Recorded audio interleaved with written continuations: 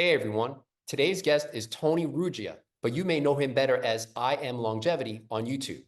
Recently, Tony pitched the brilliant hypothesis that the major cause of death in a centenarian who lived to 117 years old may not be related to cardiovascular disease, cancer, etc., age-related diseases, but instead motor unit loss and correspondingly respiratory failure. So today, if you missed that video, the good news is Tony is going to present some of that data, and I'll link to Tony's video in the right corner. So if you missed it, you can check it out. But with that, welcome, Tony, and let's see what you got. Okay, thank you for inviting me, Mike. So let's get right into it. Her name, the mystery woman, she lived to 117 years. Her name was Maria Branyas, as you can see on the slide here on the screen, 1907, 2024. A team of scientists studied her for the last, I think, 15 months of her life, to her last breath. They measured everything on her: DNA, blood, microbiome, proteins, biological age, epigenetics, and much more. She had perfect biomarkers, except for LDL. We'll get that in a second. But my question was, if she was so perfect, if everything was so perfect about this woman, why did she die at 117? Why not 120? Why not 125? Why not 140? So I'm giving you my hypothesis on why this happens. So now I'm going to speak to you about her biomarkers first before I continue. So we're going to go to her lipid profile. You see this on the screen, Mike? The lipid profile? Yep. Yeah. Look on the left side. You can see her cholesterol. Everything is perfect. Her VLDLC, everything is. I'm not going to go through all the numbers, but you could check yourself. Like I'll give you samples. Like HDL-TG ratio is 0.18. It's below 0.25. Everything is perfect on the left side. Now, let's go to the right side. And you can see that this is her lipid profile in a circle here. And now, by the way, her glycoprotein A and B, which is inflammatory biomarkers, were also perfect. But in here, it's yellow. One is yellow, glycoprotein B, but it's still not bad. It's right at the recommended value. But everything else is green. Okay, everything else, HDL, except for one red part here, where you see the LDLC, low density lipoprotein cholesterol, where it was high. Her number is not in the study, but I heard the lead scientist in one of the interviews, he said that it was 129, somewhere around there. But to me, I don't consider that harmful because everything else was so perfect with her. She has like a dream profile. This is just my opinion. I don't believe the LDLC caused her any harm because everything else was protecting her. Now, let me go to the next one here. Take a look at her mitochondria. The letters on the bottom, the SOX, SOSX, and the other one, that's just a measurement test. I think that's just a measurement test, so don't get confused with that.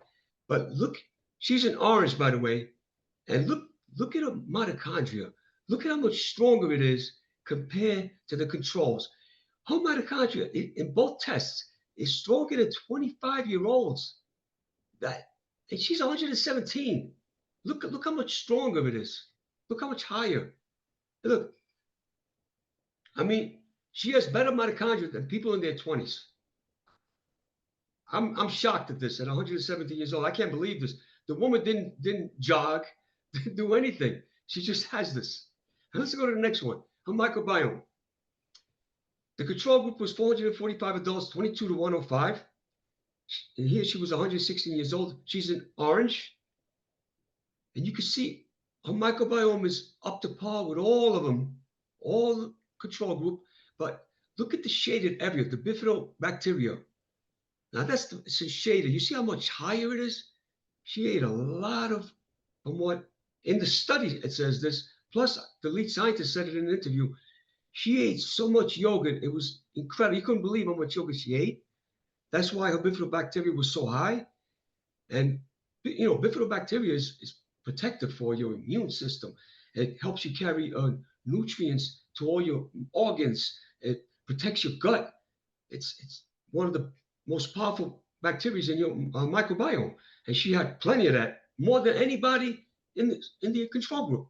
And as you can see from the screen here, let's go to the next one. Now let's talk about her biological age.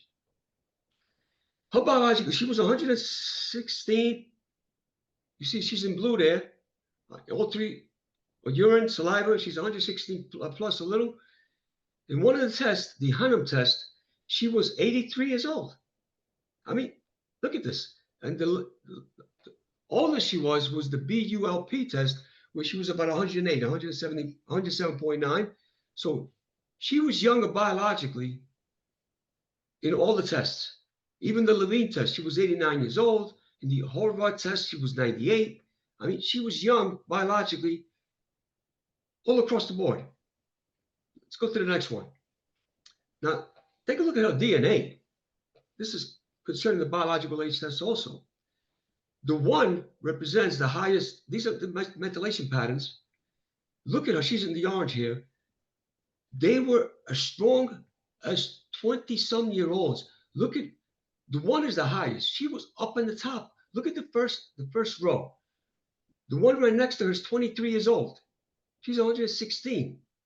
And she's right there with them. 20. She had the she had the methylation patterns of a young person. Oh, in all three rows, she was on top. Usually, when you get old like that, it goes down. You'll be way down the line. But she was at the very top almost.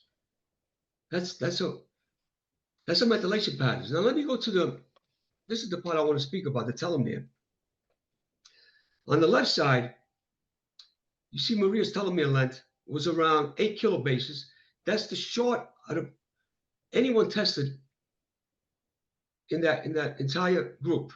See how short it is? On the left side, the red square with the orange dot, she was way down there. In other words, that dot represents our age. So it's nothing special about her telomeres. On the right side, her telomeres showed her true age. She was way, look at the bottom of the aging years. It matches exactly her age, about 116, 117 years. She was way, way above everyone else. But what the researchers said, what the study said, that the telomeres didn't make her die. That wasn't the cause of her death. It was more like a clock that measured time passed. It was not the killer. She didn't die of any telomere disease, cancer or disease. That's what. So we have to. I mean, I'm saying the telomeres didn't kill her because the evidence didn't show this. Now let's go to the next one. Her longevity genes. On the left side is all her longevity genes. She was protected by a lot of longevity genes for cognitive protection, cardiovascular, circulatory protection, genome maintenance, DNA repair, immune system, metabolic, mitochondrial efficiency, inflammation, you name it, muscle, microbiome, detoxification, FOXO3A, SIRT136, Clotho, APOE. She had many others. But there's one I want to speak about. It's called the timeless gene. You can see on the left, I put it in the blue square. They also found a variant. She had a variant of the timeless gene. The timeless gene was discovered in fruit flies. It has to do with their circadian rhythm. But then they discovered it in humans also. But not only is it for the circadian rhythm, it keeps your DNA from tearing apart whenever it divides. It's like I wrote on the screen here. It's like a guardian angel sitting on your genome. Just says they protects your DNA. That's why she had such good metabolic patterns. It has to be one of the reasons. Okay, now I want to before Mike, can I stop this here? Yeah, sure. Because I'm going to stop sharing the screen for a second so I can talk. All right? Yeah, for sure. Okay. Now I want to transition. I just showed you how perfect she was biologically, internally, but they didn't mention it in the study, but they mentioned it in the interview that she had sarcopenia, and they were given a protein powder for sarcopenia. Protein powder doesn't help sarcopenia if you're 60 years old, let alone 117. Sarcopenia is a systemic disease. It's systemic. It doesn't happen in just one. It starts slowly in certain muscles, but then it spreads as the years go on, she was 117. It spreads to every single muscle. I'm talking about your eye muscles, every muscle, from little to the biggest. It spreads, it's systemic. Your diaphragm is a muscle. Your diaphragm is what helps contract and expand your lungs. Without your diaphragm, your lungs don't work. Your diaphragm is what pushes up and down. That's what makes you breathe. Now, let's use some common sense here. She has sarcopenia. She had to have sarcopenia also in her diaphragm, which there is a name for this. It's called respiratory sarcopenia. Many people are not aware of this. Respiratory sarcopenia is the weakening of the diaphragm. So what causes respiratory? What causes? First of all, now I want to transition into motor units. The diaphragm is controlled by phrenic motor units, not regular motor units, but they are the same. That's just phrenic, Phrenic, phrenic motor units. They are located in the C3, C4, cervical 3, cervical 5 of your spine. That's where they're located. The signal from the brain and the motor cortex to the brainstem goes to them. That signal is relayed to the diaphragm to make it contract. That's if all your motor units are there. Now I want to get into the other screen. I want to show you what happens. Before I continue, I want to show you, and by the way, what I'm showing you here is not my opinion. I took these from research, and I personally made a graph from the research I took. So I'm going to share the screen one more time. You see the screen? You see the chart, Yep. the chart, Mike? Yep. Okay. You can see when we're born, by the way, before I continue, the diaphragm is made up of 55%, about 55% slow twitch type 1, 21% type 2A motor units, and 24% type 2X motor units. That's what the diaphragm consists of, just so you know. And in aging, the first to go is always the type 2X. They are always the first to go, and it's part of the aging process. There's not much we can do about it. We can slow it down, but we can't stop it or reverse it. Anyway, let me get into the graph here.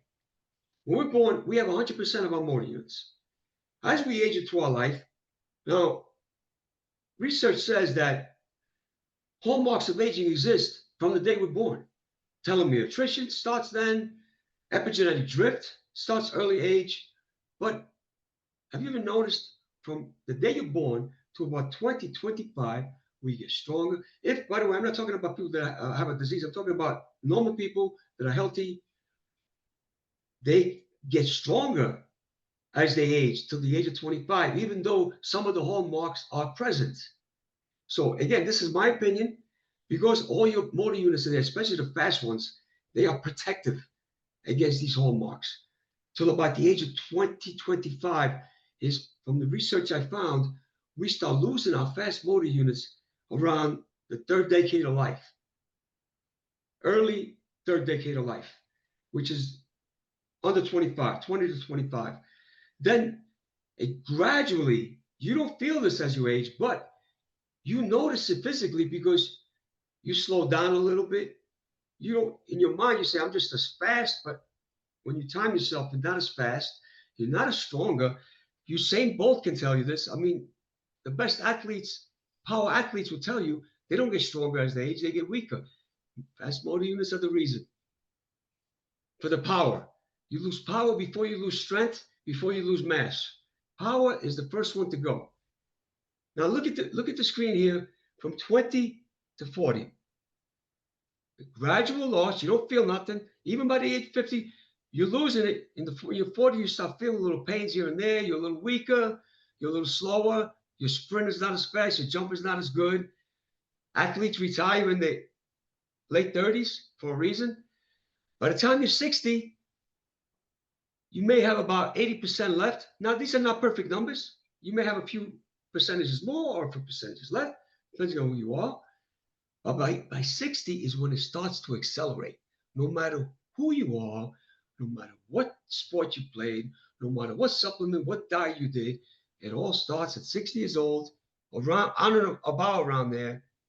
Again, Not exactly. It could start at 58. It could start at 62. But it starts here. Boom. At 70, 71 years old, according to Piasecki, at 71 years old, you lost 40% of your motor units, of all your motor units. At 75, you're down to 50% of all your motor units. By older age, he didn't say the exact age, but I am deducing, not given 90 years old, 95, even 100, you're down to about 10% or less, 8%, 9%. Now, because you slow down so much, you lose motor units. The less you move, the more you lose. So I calculated that it's 117. She had to be down to 2-3% of her motor units. And this is not this is a logical explanation. This is not something I'm just speculating, because if we're down to about 10% by 90, 95, 100, at 117, you're not moving. You're going to go down to that low. So now I want to get back to the diaphragm. That means motor units, again, in my opinion, is the upstream, the catalyst, the beginning of sarcopenia. People think you get sarcopenia when you get old. Sarcopenia, everyone in the world gets it. Sarcopenia means loss of mass, loss of strength. Everyone in the world starts losing. It's universal, uniformly. In your 30, you start losing muscle mass and muscle strength. Therefore, you don't have sarcopenia, but you have pre-sarcopenia, a small percentage. Some people maintain it longer, some people maintain it less, depending on their training. But again, this is my opinion, that everyone has the symptoms of sarcopenia. Everyone. It's just that by the time you're 75, you hit that magic cliff, fall off a cliff. That's when you're frail. Frailty sets in, no matter what you did in your life. Even the best power lifters. Yes, some of them go into the 80s lifting, but they're not anywhere near what they were. It shows. By the time they're 90, I don't have to tell you, you can look it up yourself. So now let's transition into the diaphragm. That means she lost her motor units of the diaphragm. That means she had very few motor units of the diaphragm. Forget about the fast ones. She couldn't cough, because type 2X is what makes you take deep breaths, cough, sneeze. So if she had an infection, if she couldn't bring that up. That's one thing. But let's go into the breathing of the diaphragm itself. Why did she die in her sleep? Why didn't she die when she was awake? Why she didn't die when she was speaking to the nurse, or eating, or watching TV, or just sitting up on the bed, or just whatever? She was just breathing. How come she didn't die then? Again, this is my hypothesis. I could be wrong. I could be wrong. She died in her sleep. I believe she died in an REM phase of her sleep, rapid eye movement phase. And I'm going to explain why I believe she died, and why she died peacefully also. Breathe. When you breathe, first let me explain when you're awake. You have voluntary and automatic breathing. Automatic means you don't even think about it. Your body just breathes on its own, right? You don't think about it, you just breathe. Voluntary is when you want to sing, scream, talk, whatever. And you're making a move with your mouth. That's called voluntary breathing. Your motor cortex, your cerebral cortex helps you with the breathing, with the voluntary breathing. Also, other muscles help you with your breathing, not just the diaphragm. You got the intercostal muscles between your ribs that help, your neck muscles, your shoulder muscles. They all chip in to help when you're awake. That's why you may not die when you're awake. The other muscles are helping you. Now, what happens when you sleep? When you go to sleep, your muscles are still awake. But when you hit REM, that's the dream state, your body goes into what's called REM atonia, ATONIA. In other words, you're paralyzed.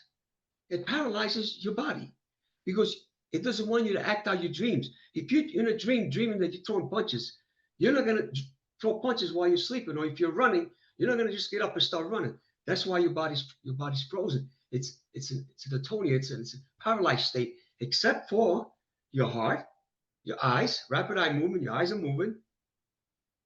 your heart, your eyes, and yours truly, your diaphragm.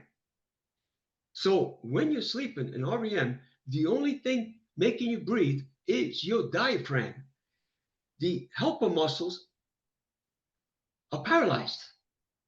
Okay, so here's the catch. This is why I believe she died in her sleep. The signal's already weak. She's only 17 years old. Her signal, her firing rates are already weak. It gets to the C3, C4, C5, motor neurons there. She only has a few left. There wasn't that many there left. She's 2%. Even if you give her 5%, which she didn't have 5% because she was in a wheelchair, she could not move. They were feeding her, they were bathing her, so she could not move. So that's proof that she had no motor units left. That's proof right there. That means when you're sleeping and the diaphragm doesn't have those helper muscles, what happens? Carbon dioxide goes up, oxygen goes down, boom, you take your last breath. And why is it that she died peacefully? Because she was paralyzed. She was paralyzed. There was nothing, there is no, if the muscles are paralyzed, she's not going to scream, she's not going to choke, she's not going to do anything. She's just paralyzed. Well, what happens? Take the last breath. As soon thereafter, your heart stops. And it didn't stop because of cardiovascular issues. That's why they didn't find, the experts could not find a reason why she died. And these team of scientists are not stupid. They're 20, 30 PhDs. They were measuring everything on her, everything, every biomarker. They found nothing. They said, we have no clue. He said it publicly, we have no clue why she died.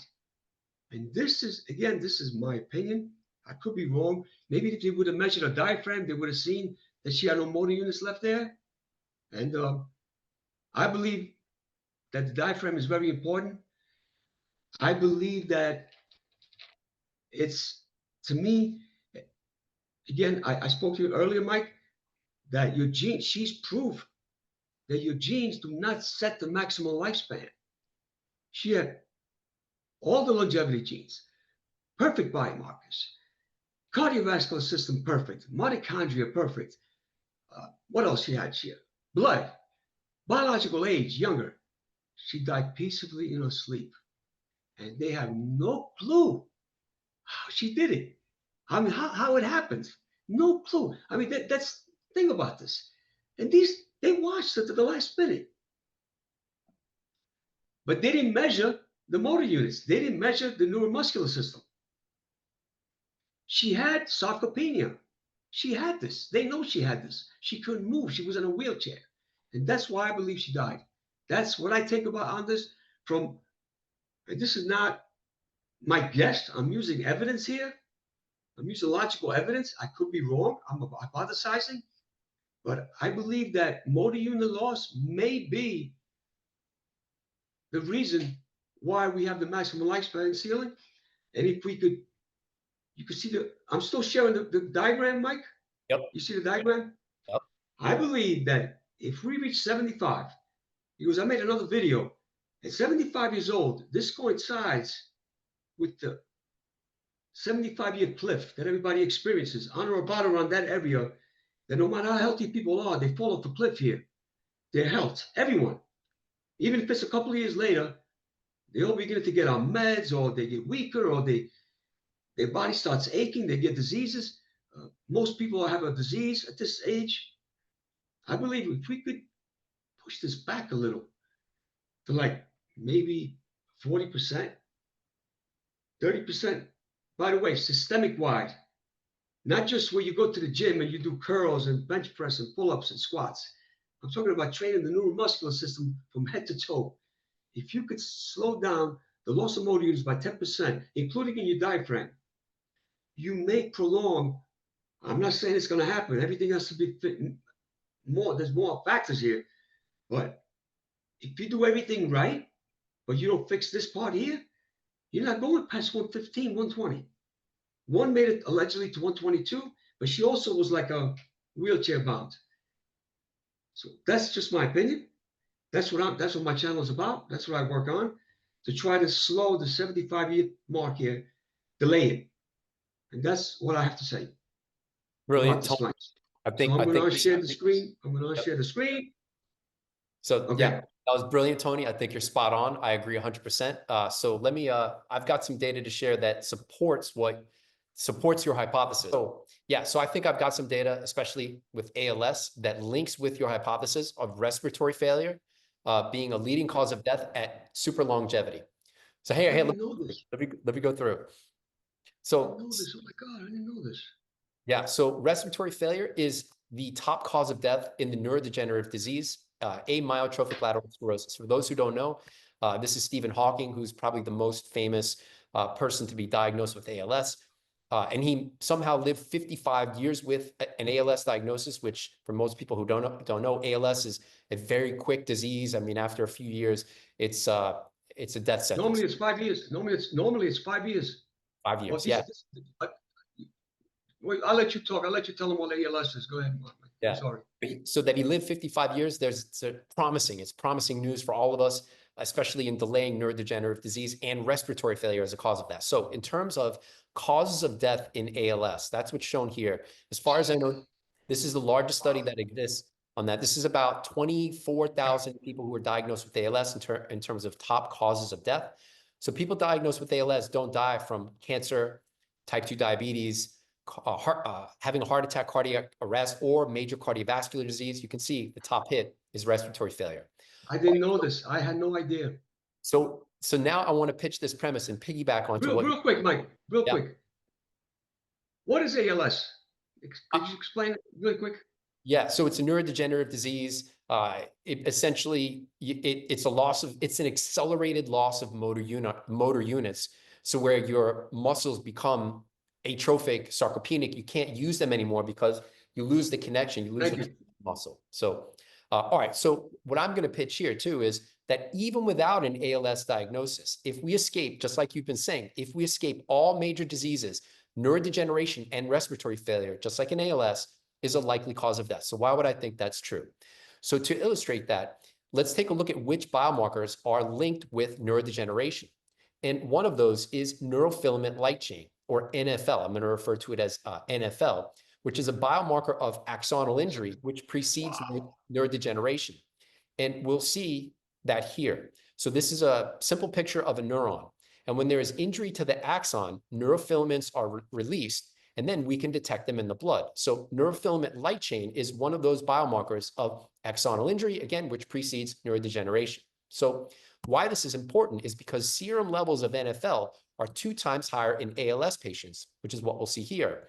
So on the y-axis, we've got circulating levels of NFL, and then in controls, which had an average age relatively young, 68 years old, and ALS patients, 58 years old. And we can see that the average levels of NFL, circulating levels in ALS patients, were about 40 picograms per mil, which is approximately double in the healthy controls, around 20 picograms per mil. But what I also want to highlight is take a look at the upper limit for the highest levels of NFL in the ALS patients, somewhere around 110 picograms per mil. So remember these numbers, 20, 40, and 110. Controls, ALS average, ALS at the highest. And the reason those numbers are important, because as I mentioned now for the second time, even without an ALS diagnosis, if we escape all the major diseases, neurodegeneration and respiratory failure being that likely cause of death. So why is that? Well, serum NFL isn't just increased twofold higher in the ALS patients, it increases during aging. And that's what we'll see here. And I'm going to use 2 studies. I'm going to use 2 studies to illustrate this point. And I have a video coming, so people who may have already seen the video are also going to see this again. So apologies for that, but these are extremely important topics that I think we should be getting out there. So, and these aren't the only 2 studies that exist on serum levels of NFL during aging. There are many others, but these are just 2 that are representative. So on the y-axis, serum levels of NFL plotted against age.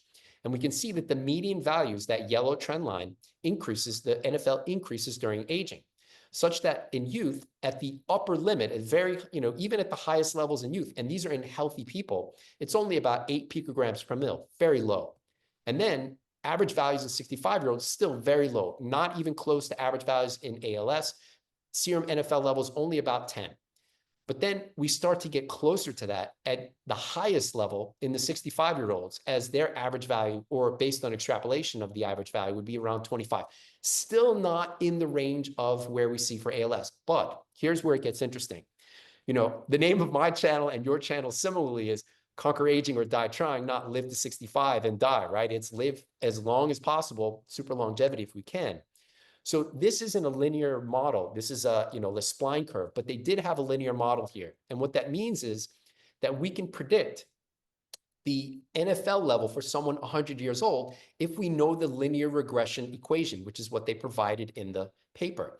So if we know age and sex, male or female, 1 being male, 0 being female, and plug those numbers in, we can get a reasonable estimation of what NFL levels are at 100 or even older. Now, I should mention that the regression equation is trained within the 20 to 65-year age range. So extrapolating beyond that is a bit of speculation, and the regression equation may not be perfect for that situation, but it still can give us some approximation of what we would expect to see for NFL levels at very high older ages. So when plugging in the numbers for a 106-year-old, now look at NFL, 40 picograms per mil. The average value at ALS is now the average value for a 106-year-old who may not have ALS. Now let's take it even a step further. Let's say we get beyond the human longevity limit, 122 years, we achieve super longevity. You know, as you're always saying, these longevity gurus who are saying, I'm going to live to 150 and so, they're not thinking about this, but they should be, because if we get, if they get to 148, by plugging the numbers in for 148 into the regression equation and 1 for male, now NFL, predicted NFL, is 110 picograms per mil. This is the highest value in an ALS patient that I showed for the study before. So if we're going to achieve super longevity, we may have neurodegeneration to the same level of ALS without having ALS. All right, so this is one study. Are there other studies that support this? So study number 2, same setup, NFL plotted against age. Now the age range goes up to 85 years. Same trend, NFL increases during aging. And average values in the 85-year-olds are higher than where they were in the younger study, up to 65, now at 25 picograms per mil. So someone could say, all right, 25 isn't 40, but then I would say, well, 85 isn't 122. I want to know what's the predicted NFL for someone who lives to older than 100 years. So fortunately, this paper also included a linear regression equation. And if we know age, we can predict NFL. And here too, I have to give the caveat that the regression equation is going to be most accurate or closest to accurate up to 85 years, because that's what their data was trained on. So there is some speculation and extrapolation. Gotcha. Yes, I I have to say that for Of course, everybody. of course. Yeah. So when we plug the numbers in, Same thing. same thing, NFL levels at 104, very close to the other study, 40 picograms. Yeah. The average value for ALS found at 104 years. And if we push that further at 135 years, the highest NFL value found in ALS would be found in someone without ALS of 110 picograms per mil. So the person, Mike, can I cut you off a second? So the person can have no diseases, but have this. 100%. So in other words, you could do everything right. You could do everything right. They created a pill where everything is perfect. All your biomarkers are perfect, but you'll still have this. Yes. And I think there are 2 ways that this goes, right? So on the one hand, you may have people who are super fit, who resist, who are slowing the motor unit loss during aging, but then they're not paying attention to CVD, cancer, type 2 diabetes, and maybe they die before. You need to do everything right. You need to do everything right. Yes. For those of us in this community, right, we're all focused on CVD, cancer, all the things. And maybe we're not taking care of that motor units and neurodegeneration biomarkers. And in addition to exercise, what else can we do to slow it? So I agree with you. You just messed me up with this. You blew my mind with this. By the way, it gets a little better. I have a little bit more to mind with this. And I have a longer video, but this is a part of it. So I just showed the what is, but what can we do about it in addition to exercise, right? So part of that story in your chaos training is probably a great approach, because you're constantly, the nervous system is constantly firing, giving it the stimulus to stay younger and healthy. But my passion obviously too is not just exercise, but biomarkers. So we can measure NFL, but you can see it's a very expensive test. I think very few people are going to measure this a few times per year. It's too expensive. But there are other biomarkers that are associated with NFL that I am currently measuring that maybe as good as a measurement of NFL levels. And if we know some of the biochemistry underlying neurodegeneration, in addition to exercise, maybe there are things we can do. And we talked about this, and I'll put it, for later in the video for people who are interested, the supplements that may be able to help with the motor neuron health, reduce oxidative stress in the motor neurons, things that can potentially improve motor neuron health and function, in addition to exercise, to slow motor neuron unit loss. So one biomarker group that may be related to neurodegeneration are diacylglycerides. So in this study, they found that the diacylglycerides, so triglycerides are a glycerol backbone and 3 fatty acids. Diglycerides are a glycerol backbone and 2 fatty acids, so very structurally similar to a triglyceride. This diglyceride, which contains oleic acid, 18-1, so 2 fatty acids of oleic acid, with NFL levels on the x-axis, and this is in ALS patients, we can see that there was a significant correlation between the two. In other words, higher levels of this diglyceride were significantly associated with higher levels of this biomarker of neurodegeneration, and vice versa. Low levels of the diglyceride, low levels of neurodegeneration. Now, one metabolite really doesn't mean anything for me. There was a group of them. A group of diglycerides. Here, there were 7 of them that were significantly higher. You can see significantly higher based on their adjusted p-value in the ALS patients versus controls. Okay, how much higher? For that, we go to the log FC. This is the log twofold change. And on its surface, 4.17-fold may look like 4 times higher, but no, this is a base 2 log twofold change. So what that That's means— a logarithm. That's a logarithm. Logarithm, yes.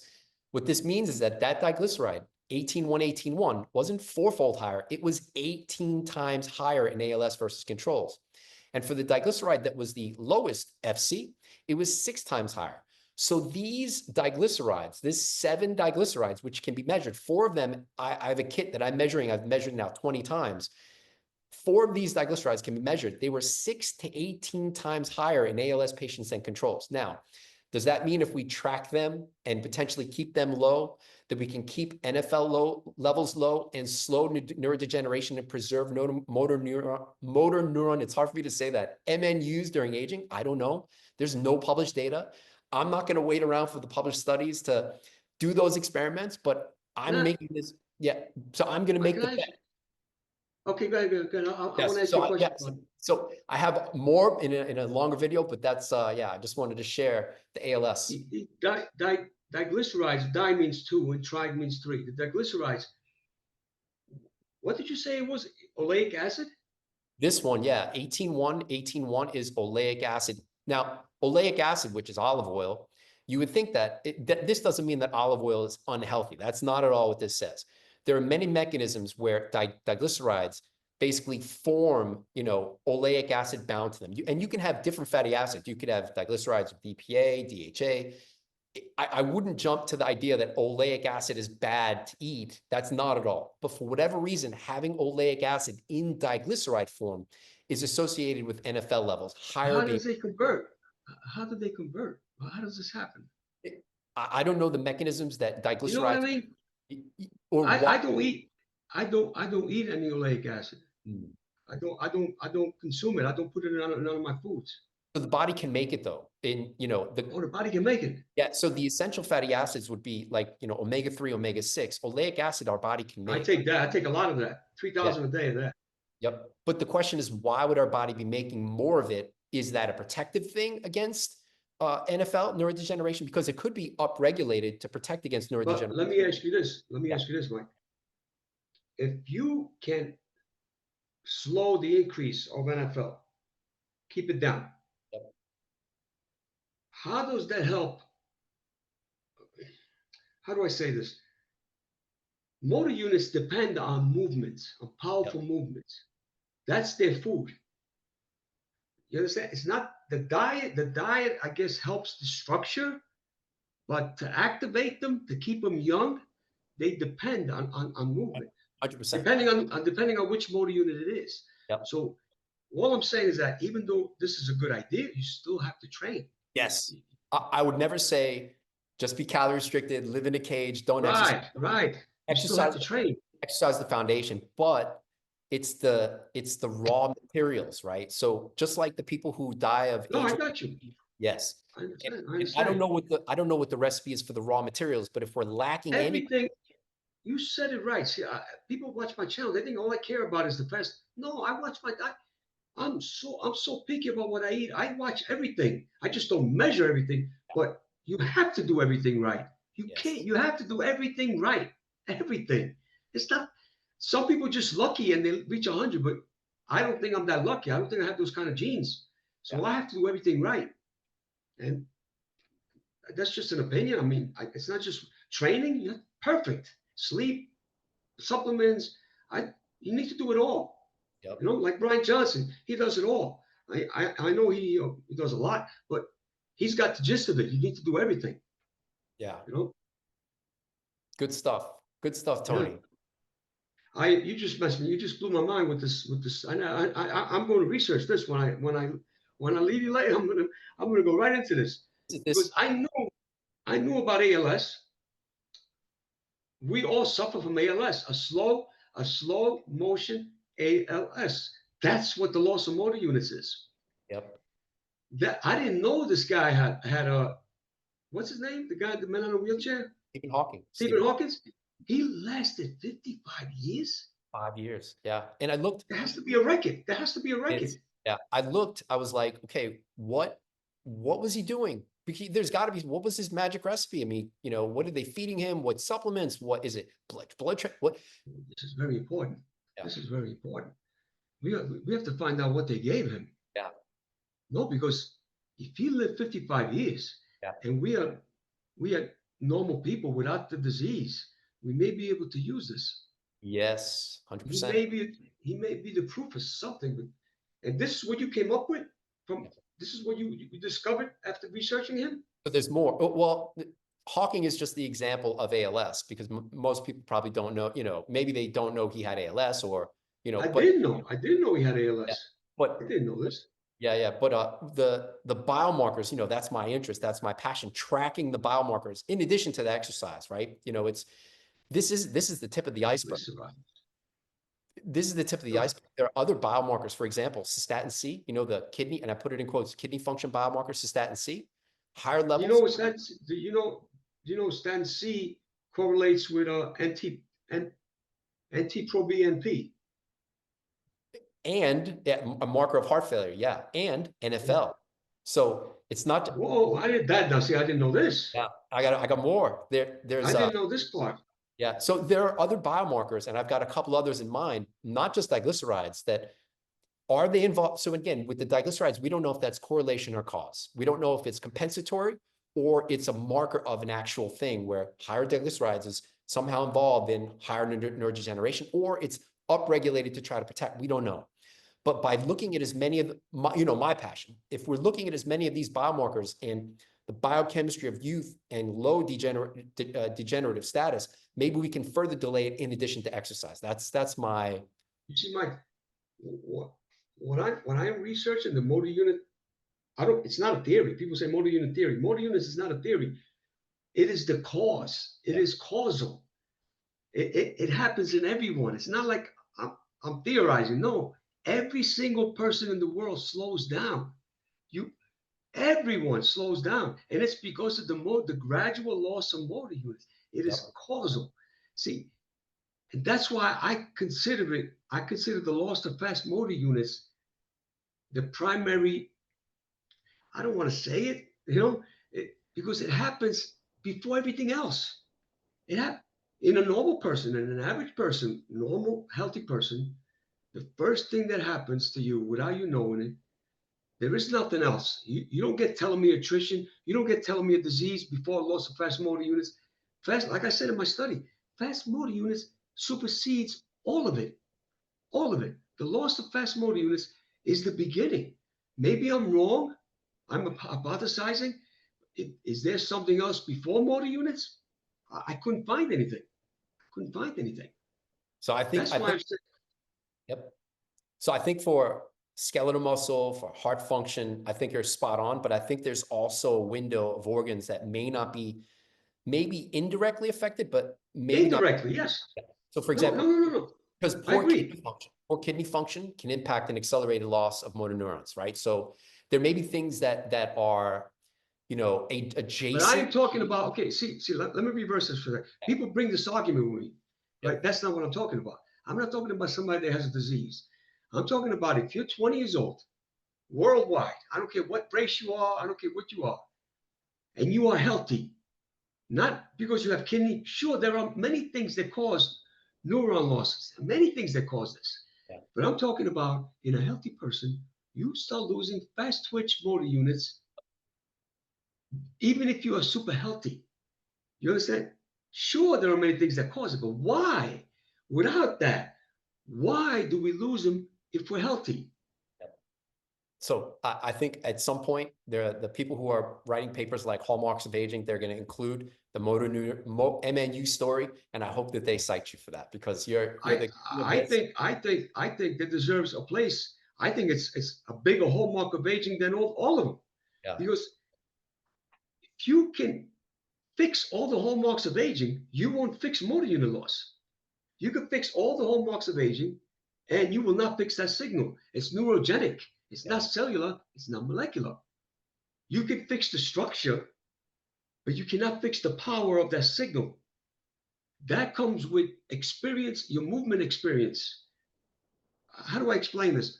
In other words, that's why you cannot put a new motor unit in a person. You cannot implant a new motor unit in a body, because the person's experience has to be connected to that motor unit. The axon that they lost, you're going to have to reconnect it. Some of them are 3 feet long. How are you going to know the route it took? The axons that go down, they don't have a specific route. Nobody knows where they go around. So how are you going to connect it to the experience, the movement experience the man lived from the day he was born? That's how your motor units are created. That's how they, What do you the think? movement. What do you think about surgery at some point where, there is a physical, where a reconnection of the denervated motor neurons to muscle? You mean the motor neurons that are still there? So, so let's say you've got an MNU and it's attached to muscle, and then with aging or disease, pathology, it becomes denervated, right? So surgery being able to reattach, I mean, you'd have to catch No, it but early. it reattaches right now. Well, yes, innervation, denervation, but one that's, for someone who's 115 years old and they've lost the ability to re-innervate, surgery advancing to the point of I don't believe you can. I don't Mm. believe that you could take, because even if you put, you mean the one that's denervated, you put it back together. Yeah, surgically. But what I said earlier, the excitatory synapse is pruned. Mm. The excitatory synapse that controls that motor neuron is gone. So you would need to So regenerate. it's not the motor neuron. It's not the motor neuron. It's the whole upstream. Yeah. There are like 100 different parts that degenerate with it.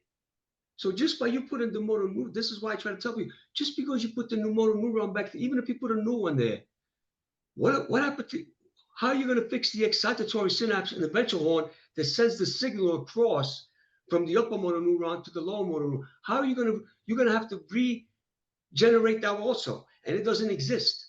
You don't know where it was, what it is, because it uses transporters. It sends the signal across the synapse.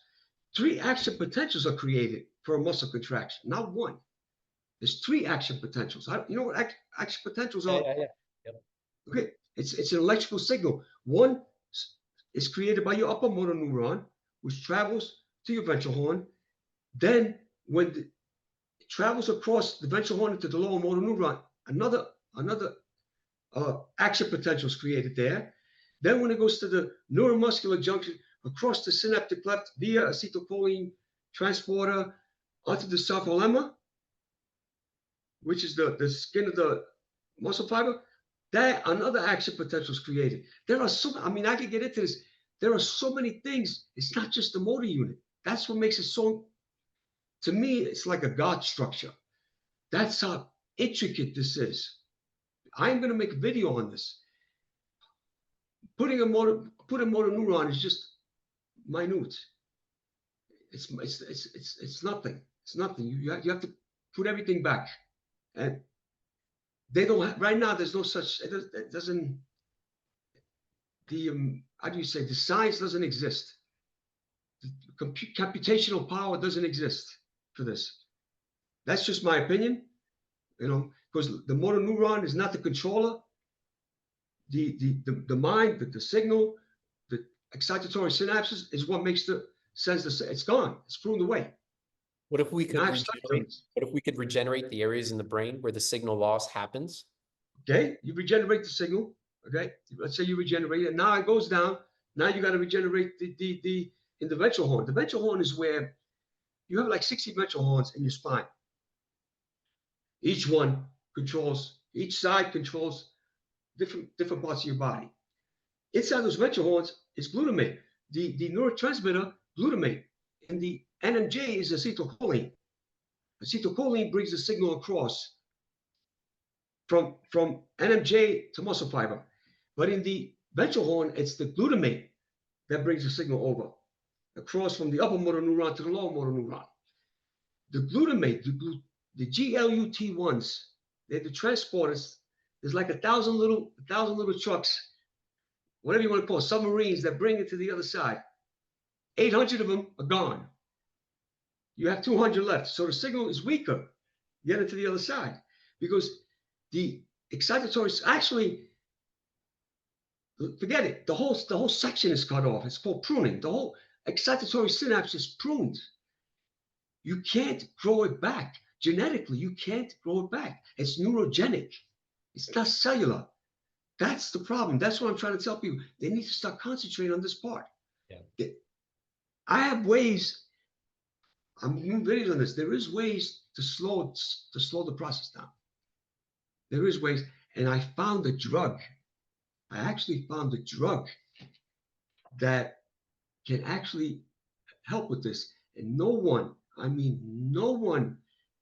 in the science field, nobody in the longevity field ever mentioned it or he's even talking about it. This drug, I'm making a video on this.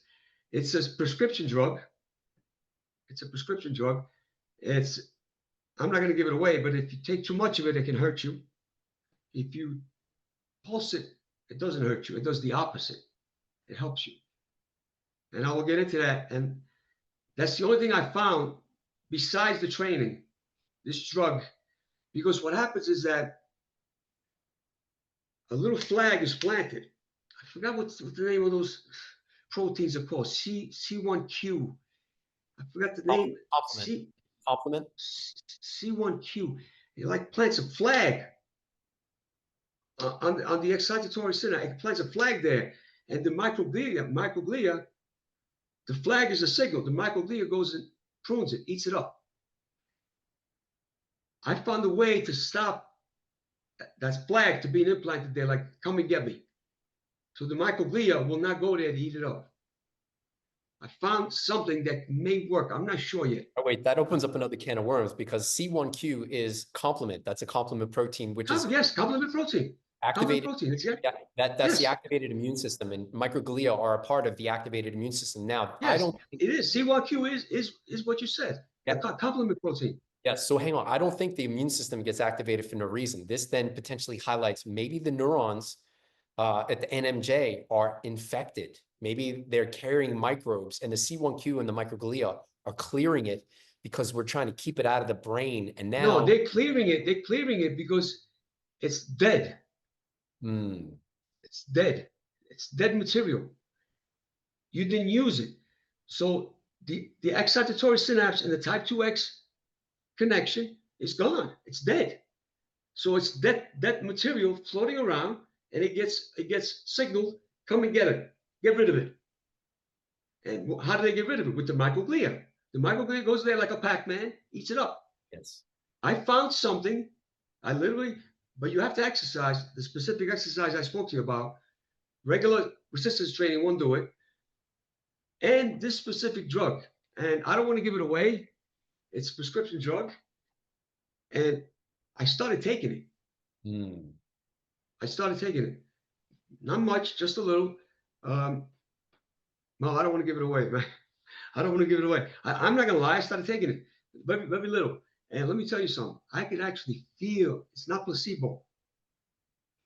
I know my body that it is not 100% not placebo. I could actually feel the difference, man. I could, and I will share this with you. Maybe in a video, maybe in a future video, I will share the experience and the testing I'm doing with it to see what it's doing. Because I'm taking blood. By the way, I've been invited to Saw that. Yeah. I pay attention to everything you do. You're the first. January 19th. January 19th. January for 6 hours. They're gonna test everything: power, speed. Is it a research? VO2 max. Is it a research study, or they're gonna? No, it's a longevity clinic. Hmm.